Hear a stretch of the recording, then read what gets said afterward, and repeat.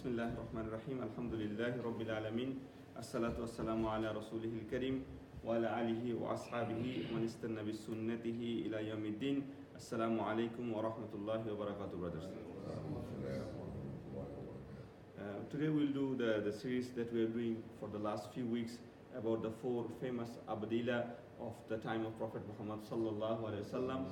These are the four famous Sahaba that were very young in the time of Prophet Muhammad sallallahu, and the way they used to love Prophet Muhammad sallallahu, the way they used to carry his instruction out, and their own life story, their own views, all these things that we are trying to go through and try to benefit ourselves and try to learn from their Islam, from their deen, and from the contribution that they have made to the Ummah of Prophet Muhammad sallallahu alaihi wasallam. We did already two biographies of the two famous Abdullah. One of them was the Abdullah ibn Abbas, the cousin of Prophet Muhammad sallallahu alaihi wasallam. Also, we talked about the Abdullah ibn Umar ibn Khattab, which we started only last week. So inshallah ta'ala we'll go through to the second phase of the talk of Abdullah ibn Umar ibn Khattab today. We finished Abdullah ibn Amr ibn al-As because we told that the biography of Abdullah ibn Amr ibn al-As was a very short one. So we finished it just after we finished Abdullah ibn Abbas. And inshallah ta'ala, very soon after we finish Abdullah ibn Umar, we'll go to the last Abdullah ibn Zubair ibn Awam from the four Abadilahs. And also, as we mention every week, that Abdullah ibn Masud will be another person, another famous Sahaba who was much older than these four Sahabas, because he was the almost sixth or seventh person to accept Islam from the hand of Prophet Muhammad sallallahu. So we'll talk about Abdullah ibn Masud when we finish all these young four Abdullahs. We'll include him here, and that's how it has been organized to do this series. Now, why we talk about that, as we mentioned before, we'll talk about their family and the background. We'll talk about the interaction with Prophet Muhammad sallallahu, their personal life, their Islam, their struggles, and their contribution to Islam. So what we did last week about Abdullah ibn Umar al-Khattab, I'll go through very quickly on that topic, because last week we didn't have much of the brothers here, and we just started this last week for the biography of this Sahaba. So we'll go very quickly over that, and we'll add something today that that we supposed to do in the next few weeks. So first thing that we talk about, he was born after 1 or 2 years after the after the revelation began.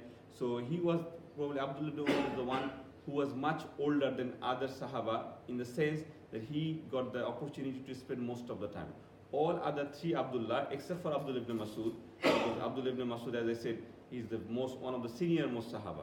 He is the one who became Muslim when Abu Bakr became Muslim, Usman. Only few people got Muslim. So Abdullah ibn Masud is separate. But among the four young ones, Abdullah ibn Umar has the most opportunity to spend his life with Prophet Muhammad sallallahu alaihi wasallam, because his father is no other than Umar ibn Khattab. As we mentioned last week, that he got the most opportunity. When Umar became Muslim, he was always with the side of Prophet Muhammad sallallahu alaihi wasallam. He never ever left Muhammad sallallahu alaihi wasallam for a single moment, as if you can say that. And that's why his son Abdullah ibn Umar got the access to Prophet Muhammad sallallahu alaihi wasallam and spent the most of the time, the time when he left Makkah and went to Medina, even during the time of boycott. All this time he was always with the Prophet Muhammad sallallahu alaihi wasallam. We also talk about a little bit about the Umar ibn Khattab. We're not going to go there today. We all know about the life story, the biography of Umar ibn Khattab.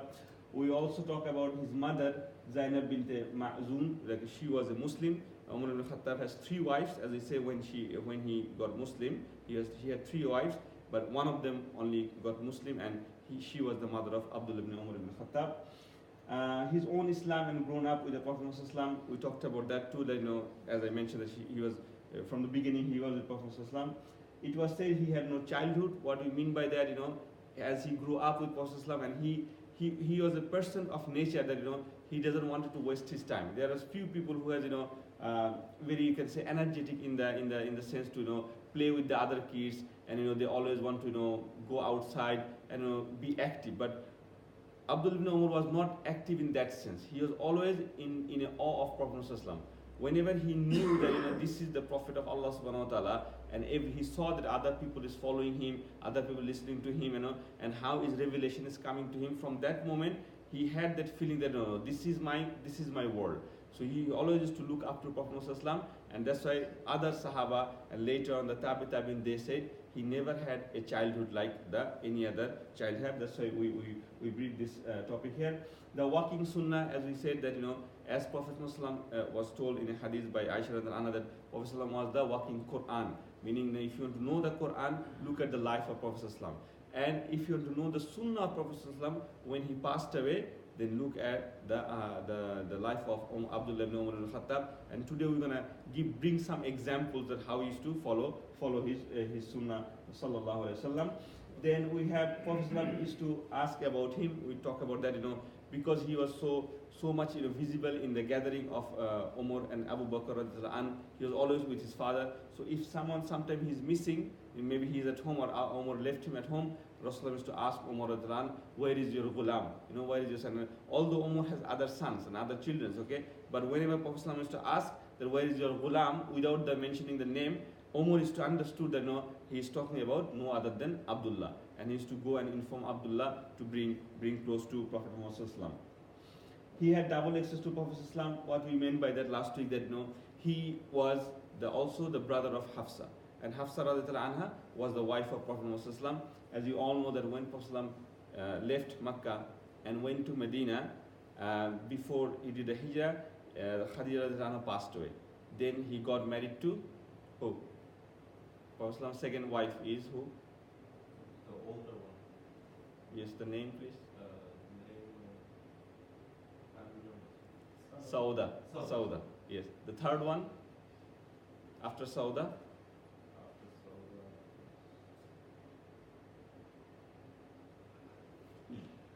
Aisha. Aisha was the third one. Fourth one is Hafsa. Fourth one is Hafsa.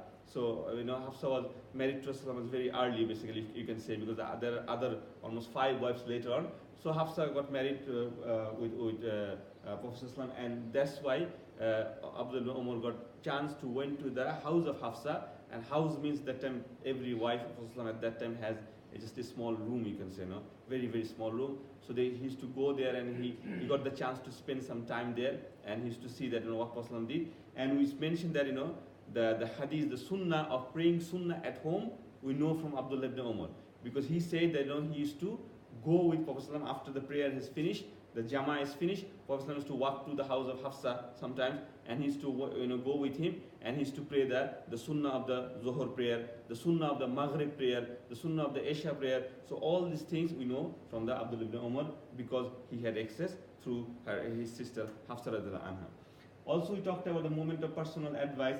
As we remember when we did the series of Imam al-Nawawi, the 40 hadiths of Imam al-Nawawi, we had a hadith from there that Abdullah ibn Umar, that Rasulullah advised him some of the beautiful thing, personal advice. He said that is the famous hadith. Prophet said if you want to ask help from Allah subhanahu wa ta'ala and no one else. And some narrations say Prophet said even if for a shoelace, ask the help from Allah subhanahu wa ta'ala. But that doesn't mean that you cannot ask help for other, but it is that mostly required, don't depend on other as much as you should depend on Allah subhanahu wa ta'ala. So this kind of personal advice, the other hadith mentioned by Abdullah ibn Umar. The battle alongside the Prophet ﷺ, that's what we also asked. He always wanted to take part in the battle, but he missed Battle of Badr, he missed Battle of Uhud because of his age. So he went there and he wanted to fight. Although he has a very big physical structure, just like his father Umar ibn al-Khattab, but Prophet ﷺ knew that he is very very young. He's only 14 years old during the time of Battle of Badr, and in Uhud he was almost 16. So both of the Battle Rasulullah sent him home. So he said no, it's not the time now. And then he joined Prophet ﷺ in the jihad from the Battle of the Khandaq. And then later on he continued on the other battles. The hadith of the tree and his dream, we talked about this one, that he always wanted his dream to be interpreted by Prophet ﷺ, and his dream was not a pleasant one. Anybody remember what was his dream from last week?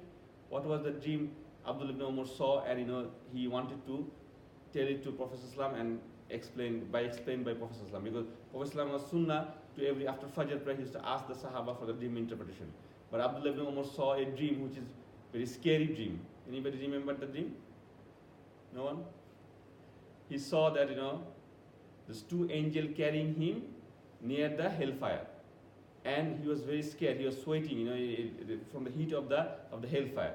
But then one of the angel came and told Abdullah ibn Umar, no, it is not for you. And he sent him back, but he was very, very scared, and he was so ashamed and embarrassed that he doesn't want to say this dream to Prophet ﷺ. So he didn't go to Prophet ﷺ personally. He went to Hafsa Anha's sister and told, and Hafsa went explained to Prophet ﷺ. Prophet ﷺ already knew that this was the dream of Abdullah ibn Umar, and only thing he said, Abdullah ibn Umar, Abdullah is a very, very good man or a beautiful man, only if he would pray a little bit extra time in his night prayer, like a Qiyamul Layl. And from that day, Abdullah ibn Umar, as we mentioned, that he never used to miss Qiyamul Layl, and unlike any other Sahaba, he used to sleep for a moment, wake up and pray again sleep and wake up. So whenever his sleep is to break, and he used to pray Qiyamul Layl.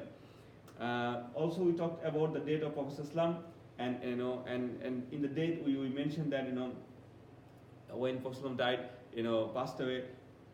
Umar ibn Khattab also, the one that you all know, that he became very, very violent in the sense that he couldn't believe that Prophet ﷺ left all of them. He said, just like Musa went to meet Allah subhanahu wa ta'ala, Prophet ﷺ went to meet Allah subhanahu wa ta'ala, and he will come back. And all this description of the death of Prophet ﷺ, which Sahaba are telling what they are doing, how they are saddened, all came from Abdullah ibn Umar. And he also said, our house became death, it's like a dead area. As soon as Prophet ﷺ passed away, we have laughter before, we have talks before, but when Rasulullah passed away, nothing happened after that. So today we're going to talk about his love for Prophet ﷺ, so how he used to follow the Sunnah after that. So now Prophet ﷺ is not with him anymore, but everybody used to go and come look up to Abdullah ibn Umar for asking any hadith, because they know that he was always very, very close to him, and he's the one who spent a lot of time with that. Why not Abu Bakr, why not Umar? Because Umar and Abu Bakr at that time, as you all know this from the story of Prophet ﷺ, Abu Bakr became a Khalifa.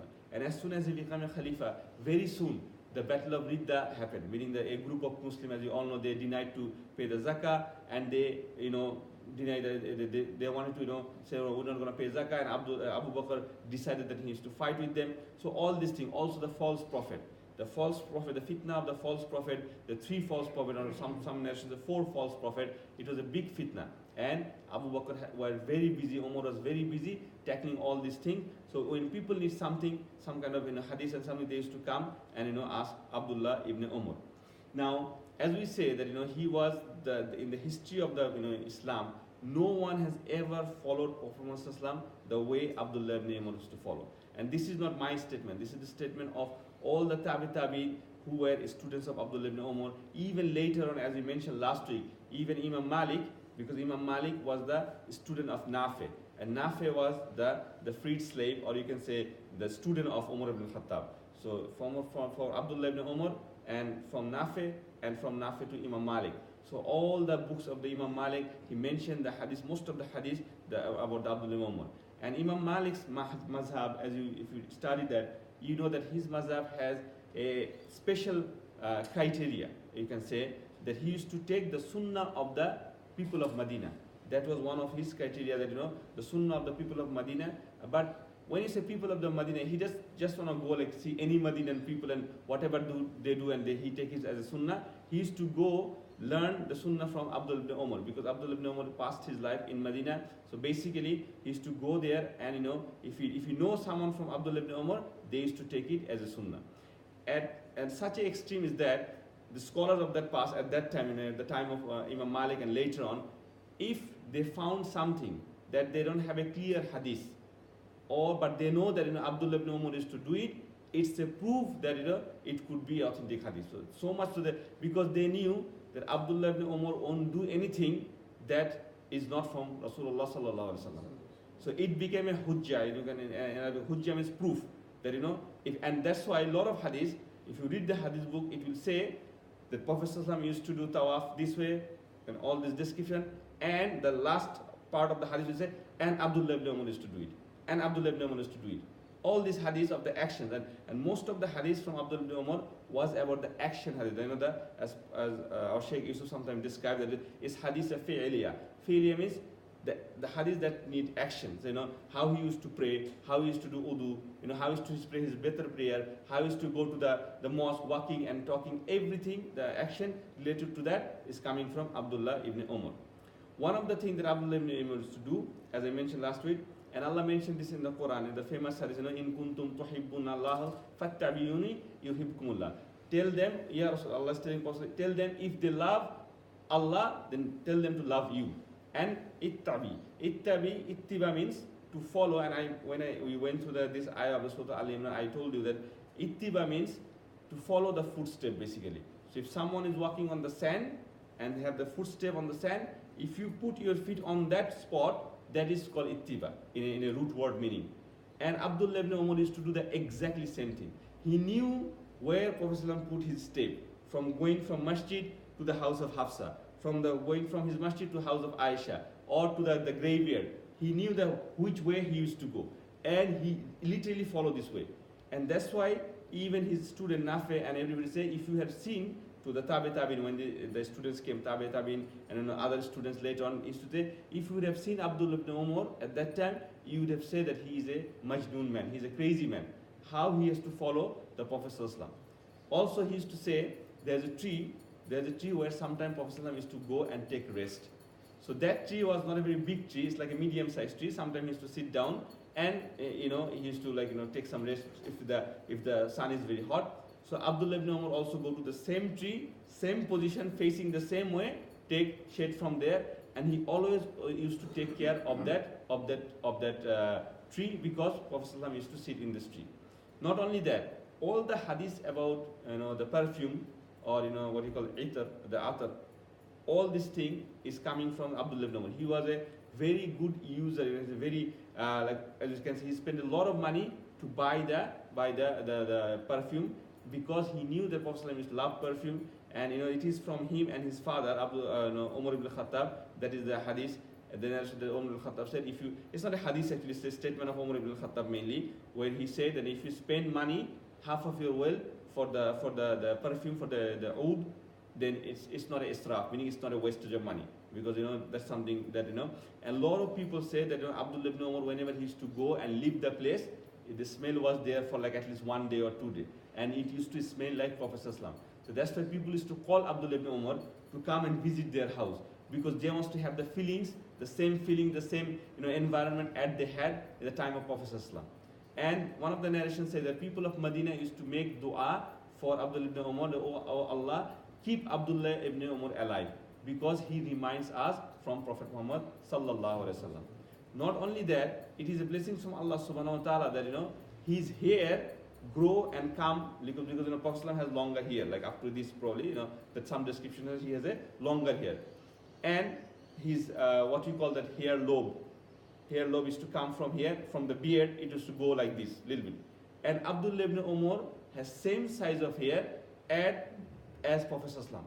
So he has same earlobe like this, and that was described in many books, that he said he has the same kind of beard and same kind of hair lobe, and the earlobe as you say, as Prophet Muhammad sallallahu alaihi wasallam. During the time of Hajj, when Prophet ﷺ went to the Hajj for the first time, he did the tawaf twice, the first two rounds in camel, when he was riding on the camel. And then he get off from the camel and then did the other 5 rounds. Abdullah ibn Umar went there and he did exactly the same way. 2 rounds on the camel, and then he get off and he touched finish the other thing, and he get off at the same place at Prophet ﷺ used to get off. And not only that, some narration says, on the way from Medina to Mecca during the Hajj, obviously wherever Prophet ﷺ used to stop for prayer, for either Zuhur prayer, because it's a long journey, it's not like in the car, he used to stop exactly the same place and exactly pray the same way. And and one of the narration, Abdullah ibn Umar himself said, I was so close to Prophet Muhammad ﷺ, and I used to look at him so much, carefully, that I one day counted that how many white beard Prophet ﷺ has. He counted around 20 or 21 white beard Prophet ﷺ had. And these things mentioned in how close they used to look. Counting here for Prophet ﷺ, and when he was like age of almost 62 and 63, just before he passed away, it's not like, he's not Hassan and Hussein that, jumping on Prophet ﷺ. He was just, he's a grown-up man almost there. But he still was beside Prophet and he used to look at him and count his white beard and see how much white beard he had, and he used to describe this to other people. Also, as we mentioned the last time, if any hadith he missed one or two words, in hadith science, if you change word, like there are similar words for different things, okay? Or if the word comes, the organizational of words comes before or after, is fine. This is still authentic hadith, especially if the hadith coming directly from a Sahaba who saw Prophet ﷺ. So that is fine. But Abdullah ibn Umar, he used to say the hadith as if he's saying the Quran. Like, in Quran we cannot change the word. We had the rulings for tajweed. We must maintain. We can't just make up Quran. And if he thinks that he don't remember the hadith that way, he used to stop saying that. He said, no, I'm not going to narrate this hadith. And even after that, he is the second highest narrator of the hadith after Abu Huraira. As you know that Abdullah, so the first was Abu Huraira, second was Abdullah ibn Umar, the third was, who was the third among the seven? Aisha, fourth after Aisha, another Abdullah. Who is the Abdullah? No, Abdullah ibn Abbas. Abdullah ibn Abbas. And then fifth was Jabir ibn Abdullah, then Anas, and the last one in Abu Sa'id al-Khudri. These are the seven Sahaba, the most number of narrated hadith. And then also, the last thing for today, as I mentioned, he used to take all the action that is like wudu, and also how Prophet used to sit after the prayer. Not only the part of the prayer, after finishing the prayer, he used to turn around to the people and sit down. All this action he used to describe to the people exactly the same way. And also sometimes, if Abu Bakr and Umar used to come to him and say that, Abdullah, you don't have to do it this way, because there is flexibility, because you are making it difficult for the ummah. But he used to deny that. He said, no, I do it not to make it difficult for the ummah, not to difficult for the people. I do it just because I love Prophet Muhammad and I will keep doing it. And sometimes he had some arguments also with his father. Described that, his father said, Abdullah, the way you are doing it is not the right way. You are making it difficult. He said, no, I don't want people to follow me. I want to follow Prophet Muhammad. And that narration says that he was taking a break on his journey to relieve himself. So probably doing number one or number two, whatever it is. And he was going to the same place, behind the same tree, sitting in the same way as he saw Prophet ﷺ. So when Umar saw that, Umar said, Abdullah, what are you doing? This is too much. Because if people see that, because when they used to go to Hajj, a lot of people are behind them, right? So if the people will think that they also want to have the same hasana. And if everybody wants to do the same way, it's going to be very, very difficult for us. But then he also rejected them. And the last thing that, one of the narrations said that another Sahaba, he came and there was a topic, there was discussion, and they said no. He was saying, Abdullah ibn Umar was saying that the Prophet said this, he narrating in hadith. But then the other Sahaba said, no, Abu Bakr and Umar said this way. I heard Abu Bakr and Umar say this. And Abdullah ibn Umar became very angry. He said, I'm talking about the Rasul of Allah subhanahu wa ta'ala, who is the best creation of Allah subhanahu wa ta'ala, and you are giving me example of Abu Bakr and Umar. Who do you think you should follow? So what I try to mean here that his mind, his mentality was just to follow and love Prophet Muhammad sallallahu alaihi wasallam. Inshallah, next week we'll talk about a bit more about his interaction in the time of the Khalifa of his father Umar ibn Khattab, and then from there we'll go on and inshallah finish the biography of Abdullah ibn Umar. Jazakallah khairan, subhanakallahumma bihamdik, ashhadu an la ilaha illa anta astaghfiruka wa atubu ilayk.